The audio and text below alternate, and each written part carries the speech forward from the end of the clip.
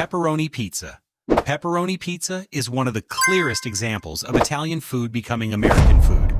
Pizza came from Italy, but pepperoni did not arrive from Italy in the form Americans know today. In Italian, pepperoni means peppers. If a tourist in Italy orders pizza with pepperoni, they may get bell peppers, not spicy red sausage. The American pepperoni sausage was developed by Italian immigrants and Italian-American butchers using salami traditions, but adapting them to American ingredients and tastes. That made pepperoni perfect for American pizza. It was salty, spicy, red, easy to slice, and stable enough for pizzerias to use every day. When pizza expanded beyond Italian neighborhoods and became a national food, pepperoni became the default topping because it looked bold and worked well in a hot oven. Its success came from convenience as much as tradition. Pepperoni pizza is not fake Italian food. It is immigrant food that became so successful people forgot it was new. Spaghetti and meatballs. Spaghetti and meatballs looks like the most obvious Italian dinner in the world, but the full plate is Italian-American. Italy had meatballs. They were called polpette, and they were usually eaten on their own or sometimes in soup. Italy also had pasta with tomato sauce. What changed in America was the size, the portion, and the way everything landed together on one plate. Italian immigrants arriving in the United States found meat much easier to buy than it had been for many families back home. Meatballs became bigger, tomato sauce became thicker, spaghetti became the starch that American diners expected beside the main part of the meal. That is why the dish feels familiar but not exactly Italian. It was built from Italian pieces, then reshaped by American abundance. More meat, more sauce, more pasta, and one plate large enough to become a restaurant icon. Garlic bread. Garlic bread feels Italian because the ingredients point in that direction. Bread, garlic, olive oil, toasting. Those ideas all exist in Italy, especially in bruschetta, but American garlic bread became something else.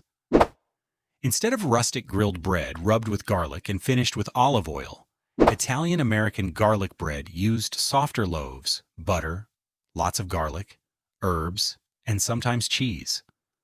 That difference came from substitution. In the United States, butter and French-style bread were easier to find than the exact breads and olive oils immigrants knew from home. So the dish changed shape. Garlic bread became richer, softer, and more restaurant-friendly. It was designed to sit beside red sauce pasta, soak up tomato sauce, and make the table feel generous before the main food arrived. Bruschetta is the ancestor. Garlic bread is the American descendant. It turned a simple Italian habit into a side dish built for the red sauce restaurant table. Chicken parmesan. Chicken parmesan is not just eggplant parmesan with a different ingredient.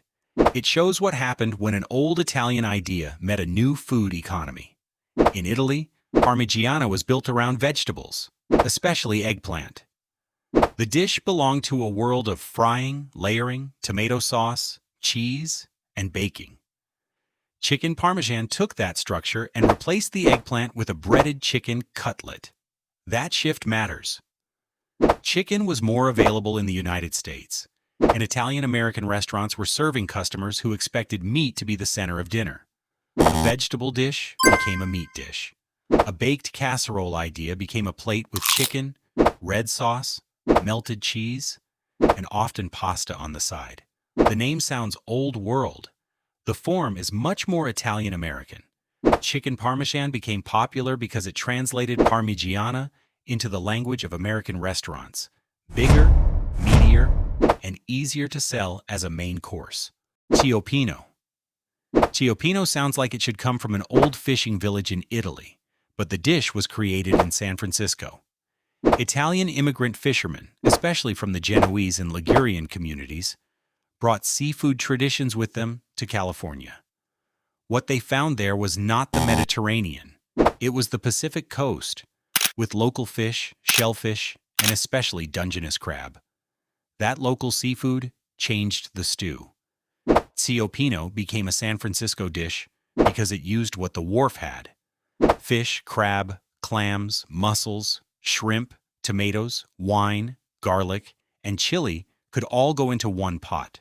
It looked Italian because the cooking logic was Italian. It was American because the place, seafood, and restaurant culture were San Francisco. Even the name points to migration. Food historians often connect it to Ligurian siupin, a fish soup, but the American word and the famous tomato-heavy stew belong to the Bay Area. Siupino is not Italian food imported unchanged. It is Italian fishing culture rebuilt on a California waterfront. Italian soda. Italian soda sounds like it should come from an old cafe in Italy. The usual version is simple: sparkling water, flavored syrup, ice, and sometimes cream.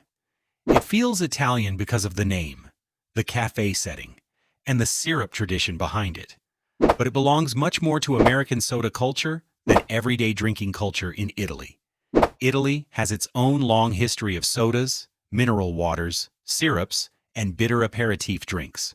But the colorful cafe drink many Americans call Italian soda took shape in the United States, especially around flavored syrup companies and coffeehouse menus. San Francisco is central to the story. Torani was founded there in 1925 by Rinaldo and Isilda Torre, who brought syrup recipes from Lucca, Italy.